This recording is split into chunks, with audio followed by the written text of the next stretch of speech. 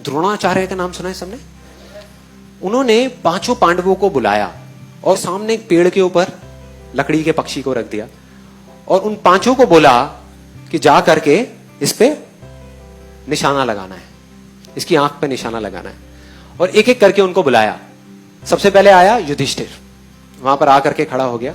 अब इस कहानी को ना थोड़ा सा ध्यान से सुनना, बिकॉज हो सकता है आपने बहुत बार सुनी होगी लेकिन ये सोच करके छोड़ दी होगी कि हाँ ठीक है ये तो एक कहानी है। ऐसी बहुत सारी कहानियां सुनते हैं और उसको छोड़ दिया। जबकि अगर ये कहानी समझ आ गई तो आप अपने किसी भी सपने को सच कर सकते हो। मतलब हमारा माइंड क्या करता है, इंफॉर्मेशन के लिए भूखा है हमारा ये माइंड। वो चाहता है कि मैं सब जगह से इंफॉर्मेशन इकट्ठी कर लूं, मैं और जान जाऊं और जान जाऊं और जान जाऊं। जबकि सच में अगर कुछ करना है तो कम जानना है और जितना जानना है उस पर फोकस करना है। तो इस कहानी को ध्यान से समझना। सबसे पहले युधिष्ठिर आया, आ करके वो निशाना लगाने लगा। तो गुरु द्रोणाचार्य ने उनसे पूछा कि तुम्हें क्या दिख रहा है? कहता मुझे पेड़ दिख रहा है, पत्ते दिख रहे हैं, टहनियां दिख रही है, नदी दिख रही है, बादल दिख रहे हैं, सब कुछ दिख रहा है। कहते बहुत अच्छी बात है, जाके साइड में खड़े हो जाओ। उनको शांति से साइड में खड़ा कर दिया। उसके बाद में भीम आया।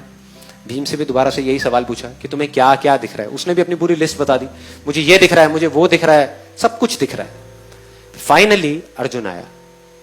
अर्जुन से पूछा तुम्हें क्या दिख रहा है?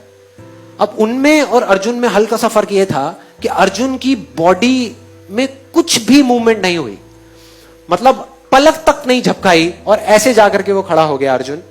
और उससे पूछा गुरु द्रोणाचार्य ने कि तुम्हें क्या दिख रहा है? मुझे पक्षी की आंख दिख रही है। गुरु ने थोड़ा सा उसको हिलाने की कोशिश करी, बोले ध्यान से देखो कुछ और भी दिख रहा होगा, और भी बहुत सारी चीजें वहां पे। नहीं गुरुजी, मुझे सिर्फ उस पक्षी की आंख दिख रही है और कुछ भी नहीं दिख रहा। कहते चलाओ बाण। उसने बाण चलाया और सीधा जा करके उस पक्षी की आंख में। ऐसा क्यों हुआ?